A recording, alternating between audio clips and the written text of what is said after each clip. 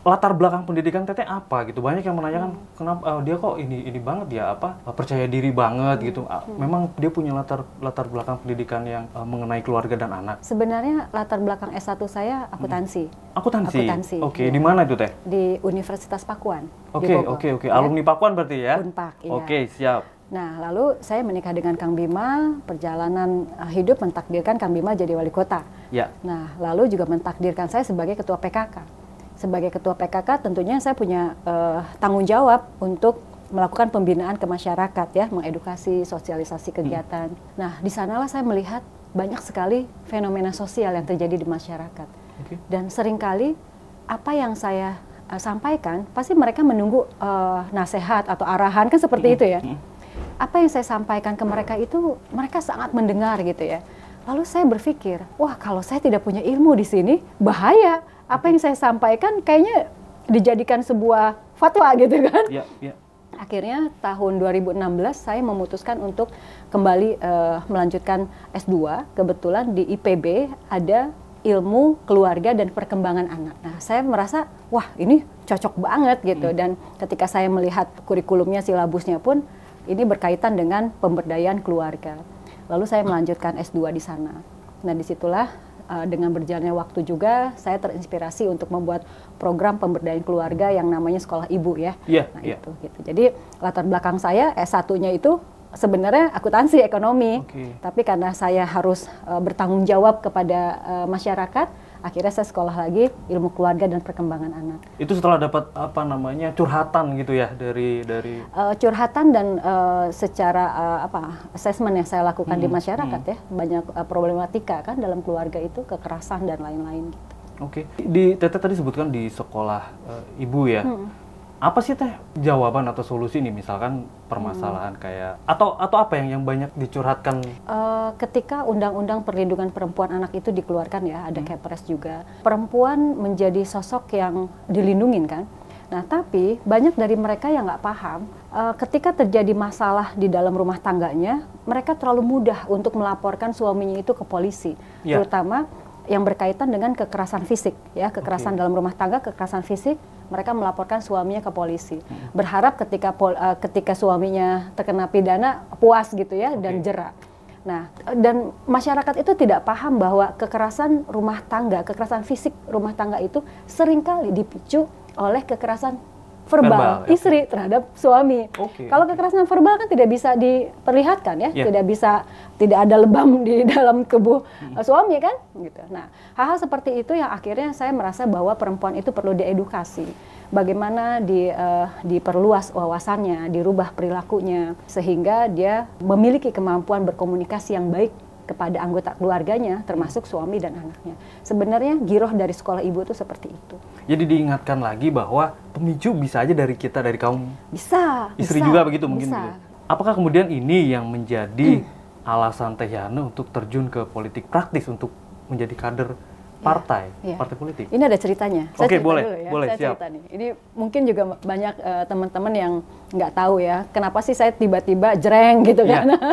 Jadi ceritanya gini, saya dalam perjalanan nih dari kampus saya sedang menjalankan program S3 ya di IPB. Dalam perjalanan saya melihat kiri kanan banyak poster-poster, spanduk-spanduk teman-teman yang sedang berjuang ya di legislatif. Lalu saya melihat mereka mau ngapain sih gitu ya di legislatif gitu. Lalu saya iseng lah di perjalanan itu saya browsing. DPR RI itu ngapain sih gitu? Apa aja sih yang dikerjain? Komisinya apa aja sih gitu ya, wewenangnya apa, kemitraannya sama siapa. Lalu ketika saya melihat komisi demi komisi, mata saya tertuju pada komisi 8. Di situ disampaikan wewenangnya itu berkaitan dengan kesejahteraan sosial, agama, dan perlindungan perempuan dan anak.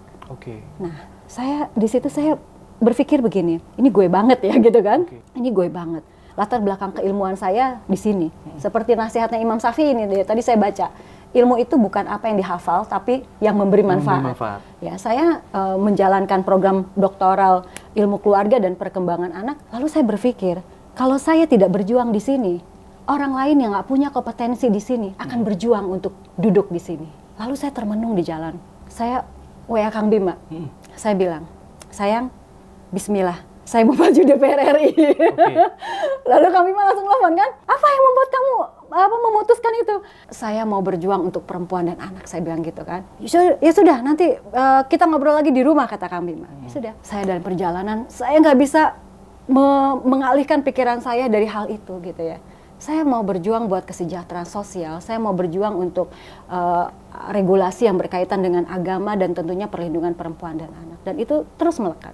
Nah, saya tidak tahu apa yang terjadi, mungkin Kang Bima ada pembicaraan dengan DPP, lalu beberapa hari kemudian ada orang yang ngasih tahu saya bahwa ketika ada pertemuan DPP, Pak Zulkifli Hasan sebagai ketum mengumumkan bahwa Nyonya Bima akan maju DPR RI.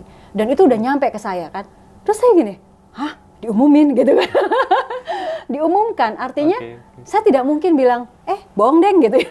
Saya kan cuma main-main, itu tidak mungkin. Saya langsung diam dan disitulah titik balik saya bahwa disinilah secara otomatis saya menjadi kader PAN dan saya tidak mungkin mundur ke belakang. Saya harus fokus ke depan untuk meraih apa yang saya inginkan. Kapan itu Teh? Waktu dari Teteh nelpon Kang Bima deh? Dari saya nelpon Kang Bima itu beberapa hari. Hanya sekitar 2 hari setelah saya nelfon Kang Bima, karena setelah saya pulang ketemu Kang Bima itu yang dibahas, kenapa sih kamu memutuskan untuk itu? Saya bilang, ya karena saya punya latar belakang ini, saya tidak mau orang lain berjuang di sini, kenapa saya tidak berjuang di situ? Ya secara normatif aja saya menjelaskan ke Kang Bima, dan saya juga tidak terpikir mungkin secepat itu komunikasi Kang Bima dengan DPP, dan secepat itu juga Bang Zul mengumumkan Nyonya Bima akan maju DPR RI kan, gitu. Tapi ya yang menarik adalah berapa hari kemudian setelah itu staf dari DPP menghubungi saya, Bu Yana, tolong disiapkan beberapa berkas gitu ya, yang harus diserahkan tanggal 10 Mei kemarin. Itu tanggal 8, Kang. Jadi di pembukaan dia itu ya, pendaftaran ya? Saya punya waktu 2 hari untuk menyiapkan berkas-berkas saya. Lalu saya kerjasama dengan tim saya yang cuma 2 orang, sekretaris saya, ayo kita siapkan, kita ke RSUD untuk melakukan pemeriksaan dan lain-lain. Allah mudahkan semua, tanggal 9 malam berkas itu sudah masuk semua, sudah komplit semua. Lalu ketika rame-rame pengumuman bahwa berkas itu diserahkan ke KPU, Kang Bima kembali nanya sama saya, bukannya kamu mau maju ya? Saya bilang, iya Pak, mau maju. Itu berkas harus udah masuk loh. Saya bilang, sudah Pak, gitu ya. Jadi Kang Bima itu penuh dengan kejutan gitu kan. Jadi yang, oke, gitu ya. Jadi Kang Bima pun melihat saya, oke, gitu. Udah masuk semua, udah. Nggak ada yang tertinggal, nggak ada Pak. Ada yang menyusul? Nggak ada Pak. Semuanya udah selesai. Dan saya merasa Allah mudahkan semuanya gitu. Ada obrolan khusus dengan suami, dengan Kang Bima? Tentang langkah-langkahnya kamu nanti harus begini gitu Teh? Maksudnya menuju DPR RI? Atau dia mempercayakan aja ke Teteh? Tentunya tidak ya. Ketika mungkin awal-awal dia pikir istrinya cuma setengah-setengah gitu ya. Tapi ketika beliau tahu gitu ya, saya sudah mempersiapkan semuanya, berkas sudah masuk dan saya tidak mungkin melihat ke belakang, Kang Bima pun sudah mulai bicara strategi-strategi dan hal-hal yang perlu disiapkan gitu. Wah serius ini kayak dia. Begitu mungkin ya. Kang Bima. Kang Bima juga kan mungkin tidak akan berhenti sampai di sini karir politiknya Teh.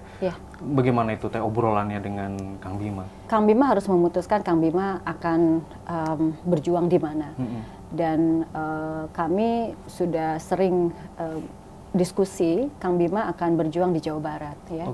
Nah, jadi ketika saya pun memutuskan untuk maju DPR RI, dapilnya Bogor dan Cianjur, ya kita seringkali family time sama anak-anak, guys jangan serius ya gitu kan, kita anggap aja kalau kita ke Cianjur kita lagi jalan-jalan, kita lagi me time, staycation kan gitu kan. Nah jadi ya mencoba untuk bisa sambil menyelam minum air, Kang Bima juga kan akan berjuang untuk Jawa Barat gitu. Ini adalah statement Teteh ketika ada yang menanyakan apakah Teteh akan terjun ke dunia politik.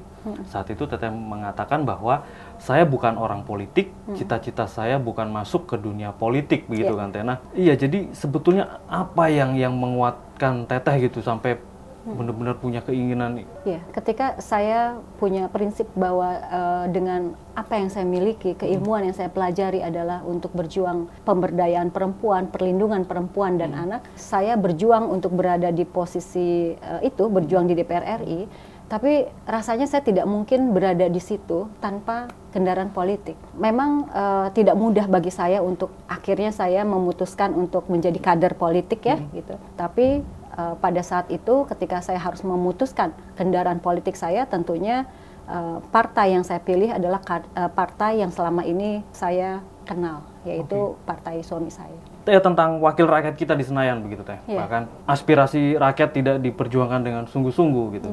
Nah dari cerita Teteh, dari keinginan kuat tadi itu, bagaimana tanggapan Teteh? Saya melihat bahwa passion saya di masyarakat itu, saya percaya bahwa kehadiran saya di DPR RI bisa merubah pandangan persepsi orang terhadap wakil rakyat ya, seperti itu. Kenapa kemudian di Partai Amanat Nasional? Kenapa harus satu kendaraan gitu? Apa Teteh takut nih nggak ada teman gitu atau bagaimana? Kang Bima nggak pernah meminta saya untuk masuk partai ya. Kang Bima nggak pernah meminta saya untuk menjadi kader. Namun 20 tahun saya nikah dengan Kang Bima. Kang Bima sudah menjadi kader PAN itu sudah sejak lahir tanda kutip ya. Nah artinya saya sudah mengenal betul karakter PAN. Saya melihat bahwa PAN termasuk partai yang merangkul semua golongan ya, yang juga mengedepankan nasionalitas gitu. Jadi menurut saya akan berjuang untuk PAN, saya akan membesarkan PAN. Saya tuh kalau memutuskan sesuatu nggak cepat gitu ya, saya berpikir lama sekali, tapi ketika saya udah memutuskan, saya harus bergerak cepat. Begitu juga dengan ketika saya akhirnya harus masuk ke dalam PAN, saya bukan hanya untuk mengejar cita-cita saya untuk duduk di Komisi 8, tapi juga saya akan berjuang untuk membesarkan PAN, seperti itu. Nah, kemudian Teteh juga di bakal calon legislatif, di Bacalek di pemilu legislatif kali ini, Teteh juga di PAN ini artinya melawan begitu. Dalam tanda kutip melawan sekjen partai sendiri gitu Teh, karena sama-sama dapil 3 Jabar Kang Edi Suparno. Nah ini gimana? Ini bentuk demokrasi kah di dalam partai atau ini ada strategi ini sebetulnya? Boleh dong cerita. Sejak awal saya tidak pernah berstrategi untuk melawan beliau ya. Bagaimanapun kontribusi Pak Sekjen untuk Kota Bogor dan Cianjur tentunya sudah sangat banyak ya. Dan kalau saya melawan pun saya tahu diri juga lah gitu ya. Beliau incumbent yang cukup kuat juga akarnya.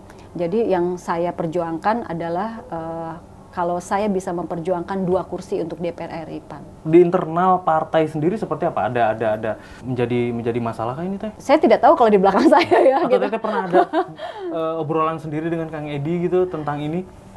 Saya sudah sampaikan bahwa saya ingin menjadi nomor 2-nya Kang Edi, artinya kita berjuang sama-sama, kita berjuang agar PAN dapat 2 kursi, ya seperti itu. Teteh juga sebagai penggagas sekolah ibu, ini di seluruh Indonesia pionir ya sekolah ibu ini Teh ya? Pertama ya? Iya, alhamdulillah. Dan sekolah ibu ini sempat dievaluasi nih di tahun 2020 kalau tidak salah. Nah sekarang kabarnya seperti apa Teh? Sekolah ibu di Kota Bogor masih ada kah? Masih berjalan kah? Sekolah ibu berhenti pada saat pandemi ya, karena memang tidak boleh ada gerombolan masyarakat di sana. Tapi pelajaran untuk saya ketika saya membuat program dan menggunakan anggaran APBD pastinya tentunya tidak mudah ya untuk pengevaluasian dan lain-lain gitu. Nah kenapa juga saya berjuang untuk kembali lagi ya, saya ingin sekali berada di posisi pemangku kebijakan legislatif. Karena kemitraan saya adalah dengan kementerian gitu. Saya sangat berharap ketika Kota Bogor mungkin PKK-nya nanti membuat program bisa saya perjuangkan dan saya bisa mengkawinkan gitu ya antara PKK dengan Kementerian Perlindungan Perempuan sehingga anggarannya itu dari kementerian bukannya dari APBD ya. Sehingga tidak ada masalah dengan DPRD atau misalnya dengan hal-hal yang lain gitu. Dan artinya program-program yang dicetuskan oleh PKK yang berkaitan dengan pemberdayaan masyarakat, perlindungan perempuan dan anak bisa terus berjalan. Seperti itu. Salah satu poin dari program itu yang konkret nih yang bisa menurut Teteh yang bisa kita terapi nih bahkan mungkin di seluruh Indonesia. Apa Teh contoh di sekolah ibu? Yang menarik dari sekolah ibu itu kan pemahaman bahwa persepsi perempuan dan laki-laki itu berbeda. Seringkali perpisahan atau perceraian atau ketidakutuhan keluarga itu kan karena ada salah satu dari mereka berpikir bahwa mereka tidak cocok. Perempuan dan laki-laki memang tidak pernah cocok gitu ya, karena cara berpikir, cara kerja otaknya berbeda. Nah, di sekolah ibu itu kita berikan pemahaman itu gitu. Kita jelaskan tentang cara kerja otak laki-laki, kita jelaskan cara kerja otak perempuan gitu. Nah, disitulah akhirnya ibu-ibu memahami bagaimana menghadapi anak laki-laki ya, bukan hanya suami aja ya gitu. Kita punya anak laki-laki, bagaimana menghadapi anak laki-laki dan perempuan. Mungkin kalau zaman dulu ketika orang tua menasehati anaknya dikumpulin, dikasih nasihatnya sama. Kalau sekarang kan anak-anak kita ada perempuan, ada laki, ada usianya juga berbeda. Nah, kalau kita punya keilmuan itu kita bisa tahu bagaimana cara berbicara dengan anak-anak kita supaya tepat sasaran. Message kita dapat gitu. Nah, seperti bentuknya apa? Konseling begitu? Modul ya, modul. Jadi pertemuan secara berkala. Kalau di sekolah ibu itu ada sebenarnya pemahaman persepsi otak perempuan dan laki-laki hanya bagian dari 20 modul yang kita siapkan. Gitu. Dan yang menarik sekolah ibu, modul terakhir adalah cinta tanah air. Gitu. Bahwa kita membangun keluarga itu bukan hanya keluarga kita, tapi kita sedang membangun bangsa ini. Betul, seperti betul, itu. Jadi modul ketahanan keluarga, modul cinta tanah air itu di akhir di writingnya seperti itu, dan mereka semangat untuk membangun keluarga mereka lebih baik. Kasus-kasus kenakalan remaja, tawuran kayak gitu, kemudian kenakalan remaja yang seperti kita tahu kemarin banyak juga angka aborsi, kemudian pernikahan dini dan perceraian cepat juga, itu jadi solusi kan? Betul.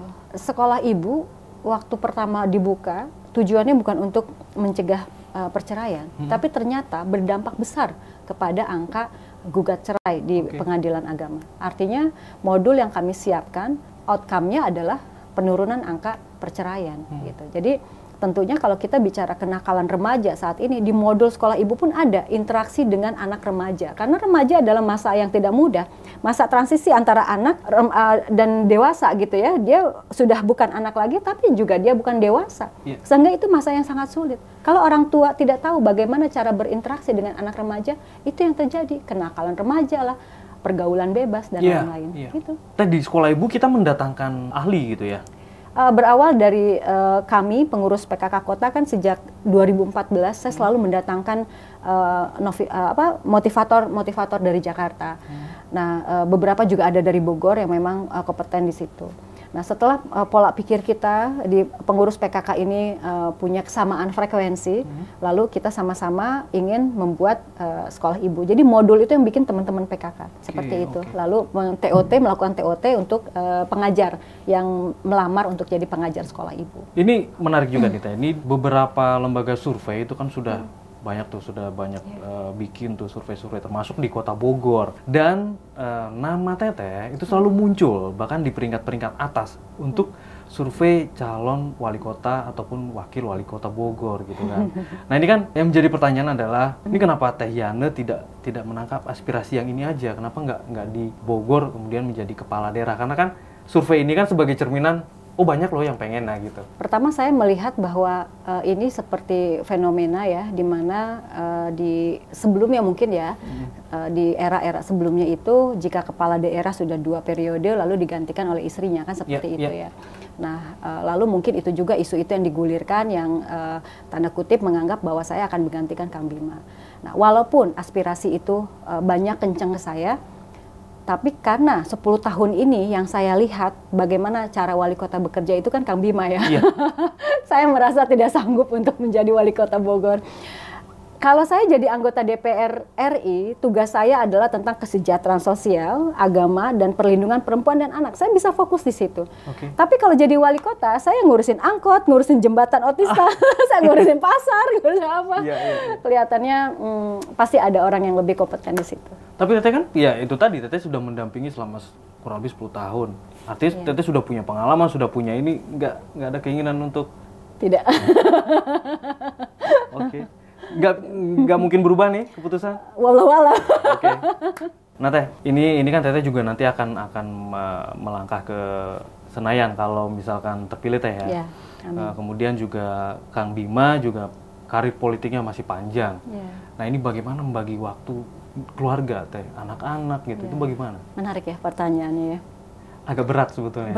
Berat banget. Ada pertanyaan lain? Dan mereka ada nggak sih protes gitu atau bagaimana? Ini menarik ya. Anak pertama saya awalnya tidak mendukung. Kenapa? Dia bilang, Mommy, aku nggak tega kalau Mommy dibully kayak ayah gitu ya. Nah, jadi artinya mungkin anak saya melihat kalau ayahnya bikin kebijakan lalu dibully dan lain-lain. Iya, anak pertama saya gitu ya, sambil berkaca-kaca dia bilang, aku nggak tega kalau Mami dibully seperti ayah. Saya sampaikan, Kakak, nggak akan ada yang ngebully Mami ya gitu ya. Ini motivasi saya ke anak saya gitu kan, bahwa Kalau sebagai wali kota tentunya ranah kerjanya besar, saya bilang gitu. Kalau menjadi DPR itu, Mami hanya memperjuangkan hak-hak anak seperti kamu, gitu kan. Lalu perempuan-perempuan, ibu, gitu. Jadi seharusnya tidak ada celah untuk pembulian, saya bilang gitu. Mami akan bikin regulasi undang-undang untuk perlindungan anak-anak, saya bilang gitu. Jadi anak saya yang pertama akhirnya memahami potensi untuk seperti itu tidak ada. Kalau anak saya yang kedua ini menarik, dia bilang, Mami, kalau Mami jadi anggota DPR RI, lalu ayah terpilih menjadi gubernur Jawa Barat, berarti Mami di Jakarta dan ayah di Bandung. Nah ini menarik pertanyaan yang sebenarnya mewakili banyak orang. Saya rasa semua waktu bisa dibagi ya dengan komunikasi, dan tentunya jarak dari Bogor Jakarta kan tidak terlalu jauh. Jadi insya Allah dengan niat kita, gini Kang, ketika saya memutuskan melangkah ke DPR RI itu tentunya ini bukan hanya masalah ego diri saya. Ada beberapa pihak yang harus saya minta doa restu dan dukungan ya. Pertama ibu saya lebih mendukung saya di DPR RI daripada di pilkada, jadi wali kota Bogor. Kedua tentunya suami ya, suami yang memang latar belakangnya politik, suami dan anak-anak mendukung saya. Lalu yang ketiga adalah guru saya. Saya pernah dinasehati beliau bahwa Teh Yana, Kang Bima itu ibarat di lapangan bola, beliau itu striker, pemain tengah. Teh Yana jangan ikut-ikutan jadi pemain tengah, Teh Yana harus jadi kiper, gitu kan? Awalnya saya berpikir bahwa, oh berarti apakah saya tidak boleh berkegiatan? Namun makna dari sebagai kiper juga akan tidak bisa berperan yang baik kalau tidak punya ilmu dan strategi kan? Gitu ya. Jadi artinya menambah keilmuan, pengetahuan dan lain-lain sebagai kiper itu perlu. Nah, ketika saya memutuskan maju DPR, saya menghadap guru saya lagi. Saya yakin, aduh saya pasti dimarahin nih gitu. Ngapain ikut-ikutan jadi striker gitu kan? Ternyata guru saya mengatakan gini, Teteh tetap harus menjadi kiper yang memiliki ilmu dan strategi gitu. Tapi harus ingat bahwa kalau Teteh berhasil dan amanah di DPR RI, berapa juta masyarakat yang mendapat maslahat dari situ. Nah, disitulah saya merasa harus berjuang untuk itu, karena ini bukan masalah sekedar suami dan anak-anak, tapi berapa keluarga yang harus diselamatkan. Gitu. Teh Yana, kemudian ini ada pertanyaan titipan sih ini, ini banyak fans juga gitu, terutama dari kalangan Hawa. Gimana sih Teh nyikapi itu? Ini pertanyaan dari teman-teman redaksi nih. Sebenarnya kan gini ya, yang ngefans sama Kang Bima itu bukan cuma kaum Hawa ya gitu ya. Jadi kaum Adam juga banyak yang ngefans sama Kang Bima. Cuma yang agresif dan yang ekspresif itu kan kaum Hawa ya. Jadi yang ditangkapnya, yang nampaknya itu kaum Hawa. Tapi saya melihat bahwa perempuan itu jujur.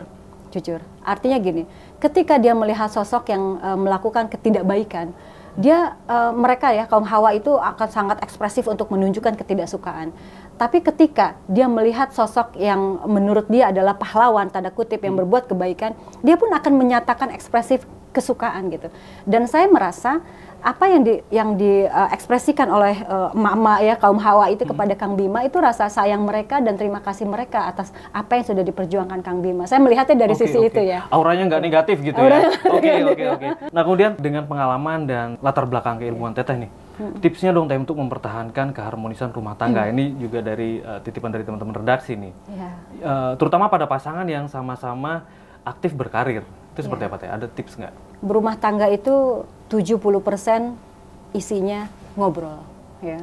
Ngobrol tentang makanan, mau makan apa gitu ya. Ngobrol tentang kegiatan, hari ini mau kemana. Kan seperti itu, semuanya isinya ngobrol. Kalau ngobrol aja nggak nyambung, bagaimana mempertahankan rumah tangga? Nah, konsep dari teori itu saya aplikasikan di dalam rumah saya. Bagaimana cara berinteraksi yang baik dengan suami dan anak-anak.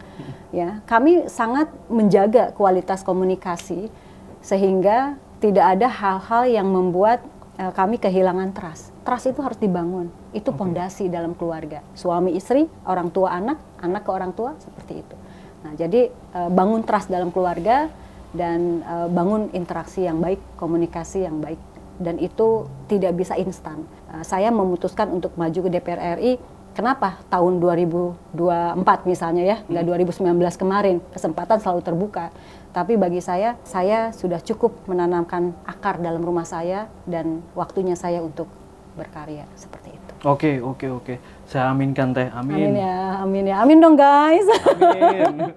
Teh Yana, itu tadi pertanyaan terakhir ya untuk yang serius-seriusnya nih. Saya punya ini juga pertanyaan titipan dari redaksi juga nih, lumayan banyak, tapi ini bentuknya pertanyaan cepat. Boleh ya? Aduh. Kita main pertanyaan cepat Minum ya? dulu boleh nggak?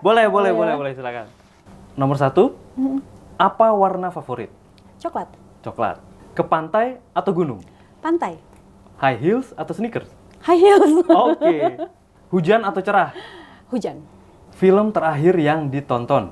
Oh my god, saya nggak suka nonton. Skip. Oh, skip, oke. Sudah dapat tiket Coldplay? Saya juga nggak suka nonton konser. Oke. Jika terpilih menjadi anggota DPR, Ya. di waktu yang sama, sahabat menikah, pilih menghadiri sidang paripurna atau pernikahan sahabat? Sahabat kayaknya. Sahabat. Masakan apa yang paling enak Teteh masak? Masakan? Ikan. Ikan? Ikan apa nih? Goreng? Ikan pakai butter. Oke. Terakhir, yang paling tidak disukai dari Kang Bima? Harus cepet ya. Apa ya tidak disukai? Apa ya? Spontan. Ya, Spontan. Iya, Kang Bima tuh orangnya spontan. Jadi apa ya, menyampaikan sesuatu tuh saat itu juga dan harus dilaksanakan hari itu juga gitu. Jadi kadang-kadang saya sebagai pemikir yang agak lama jadi agak susah ngikutin Kang Bima gitu. Oke. Terima kasih Rayana. Boleh tepuk tangan dong guys.